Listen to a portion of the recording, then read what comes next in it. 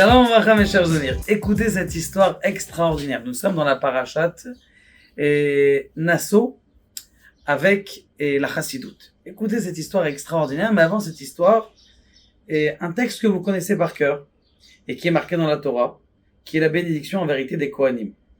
D'ailleurs, le rabbi il dit quelque chose d'extraordinaire. Le rabbi de Lubavitch dit quelque chose d'extraordinaire. Il dit que aujourd'hui la bénédiction des Kohanim, elle a une force beaucoup plus importante qu'à l'époque d'avant. Il dit pourquoi? Il dit parce qu'à l'époque d'avant, tous les actes des Kohanim, c'est-à-dire les korbanot, les sacrifices, eh bien, ils étaient faits par qui? Ils étaient faits que par les Kohanim. Aujourd'hui, on peut pas faire de sacrifice. Même le Kohen peut faire de sacrifice. Qu'est-ce qu'on fait à la place? On fait un korban, on fait la tefila. Maintenant, la tefila, elle est à la place du korban. Ça veut dire que moi, qui est Israël, j'ai un niveau plus grand parce que je peux faire quelque chose que même le Kohen, eh bien, il faisait au temps du Beth Amikdash. Donc, j'ai un niveau beaucoup supérieur et Akadosh Baruch Hu, il nous a donné dans la galoute des niveaux de pouvoir s'élever de façon extraordinaire. Maintenant, ça, c'est pas la question. Ça, c'est juste l'introduction. Mais il y a quelque chose d'extraordinaire. Elle correspond à quoi? C'est 3 versets. Yevarecha Hashem v'yishmerecha, Yair Adonai panav elecha v'choneka, Issa Adonai panav elecha v'yasem lecha shalom. Et après, il y a un 4e verset qui est un verset englobant, Vesamu et shemi al bnei Israël v'ani avarechem. Le Pituchei Chotam, c'est-à-dire Rabbi Yaakov Abuchatzera, eh bien, il nous dit qu'un homme, il a la possibilité d'arriver à un niveau où il va plus fauter. Mais avant de vous expliquer ces psukim-là, c'est votre histoire. Il y avait un Admour qui s'appelle l'Admour de Nershiz. Il est très connu chez les Admourim. Il a entendu que dans un zoo, il y avait un oiseau, que cet oiseau-là, eh bien, il chantait une chanson à un moment dans sa vie. Une fois qu'il a fini de chanter la chanson, il meurt. À Gave, j'ai essayé de vérifier un petit peu, est-ce que ça existe un oiseau comme ça?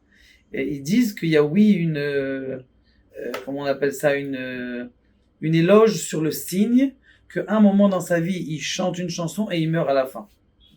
Le rabbi de Nershiz, il était à côté de ce zoo. Il a demandé à son élève d'aller prévenir le patron du zoo pour lui demander quand est-ce que cet oiseau y chantait et de lui dire de venir.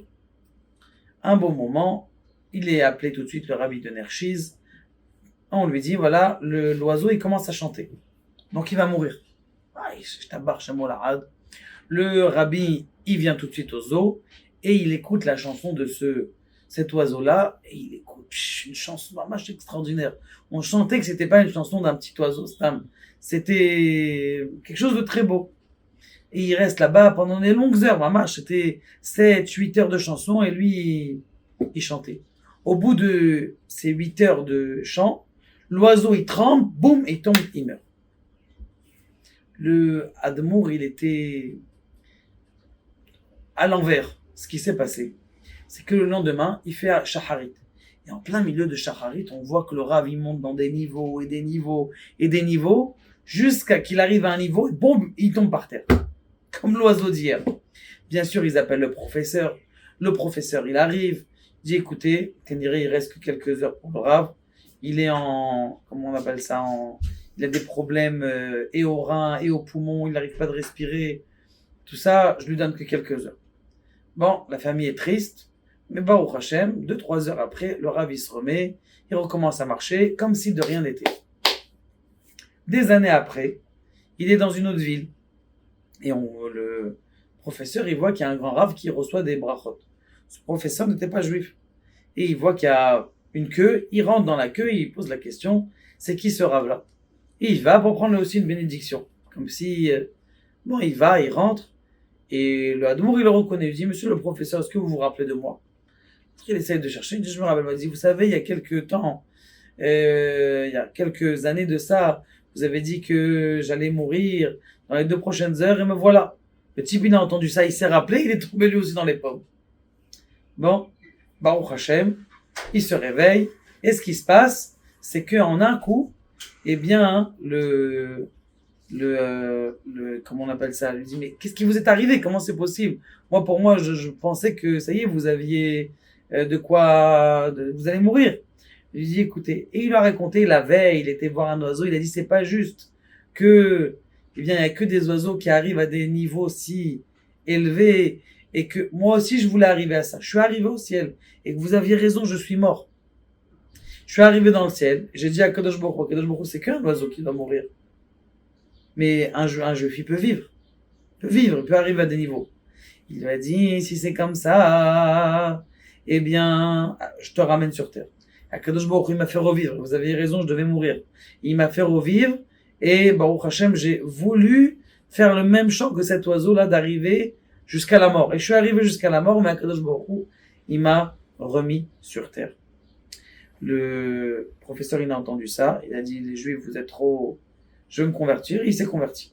Il s'est devenu un des chassidim du Admor Minershis. Maintenant, ce qui s'est passé, eh bien, on a posé la question, c'est quoi ces 3 psukim? Il dit, chaque pasuk, en vérité, c'est un niveau de ton âme. Le premier niveau, c'est le nefesh. Le nefesh, on sait très bien que c'est la partie de l'âme qui est en rapport avec la matérialité de l'homme, tous ses besoins, tous ses besoins qui sont matériels, ses besoins physiques, physiologiques, et ses besoins qui sont aussi prioritaires dans la vie. Le deuxième niveau, ça fait référence au ruach, c'est-à-dire déjà au sentiment de l'homme, à toute la partie, comment on appelle ça, qui est en rapport avec pas le nefesh, le ruach, la parole de l'homme, et tout ce qui est la guérison de la personne, et tout ce qui est en rapport avec ses émotions et ses sentiments. Le troisième pasuk, ça fait partie de la neshama. La neshama, c'est tout ce qui est la psychologie, la volonté de l'homme de vouloir grandir, de vouloir se développer. Ça, c'est le troisième niveau. Ça, c'est pour ça qu'on dit Hashem v'ishmecha Issa Adonai panav elecha v'yasem lecha shalom. Shalom, c'est la neshama. Et là, lorsque quelqu'un il a sa neshama, il est loin de fauter. Maintenant, il y a encore des autres niveaux qui sont encore plus lourds. C'est Chaya et Yechida. Chaya, c'est un niveau où il n'y a plus d'éloignement entre Dieu et l'homme. Mamash, Dieu et l'homme, ils sont d'une connexion tellement intense que l'homme, il ne peut plus fauter. C'est ce qu'on appelle l'âme de l'âme. L'âme de l'âme, c'est une volonté puissante de spiritualité d'un niveau extraordinaire que l'homme, il n'a même plus la possibilité de fauter. Quel kiff de plus avoir à réfléchir, est-ce que je vais fauter ou je vais pas fauter, est-ce que je vais tomber ou je vais pas tomber. Ça, c'est ce que le pasuk des Kohanim, ils sont en train de te dire. Yevarecha Hashem veishmerecha. Tu vas avoir la bénédiction matérielle, puisque c'est en rapport avec le nefesh.